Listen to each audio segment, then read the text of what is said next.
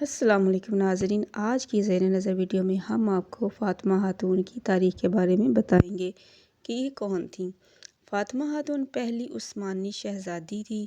یہ عثمان غازی کی اکلوتی بیٹی تھی۔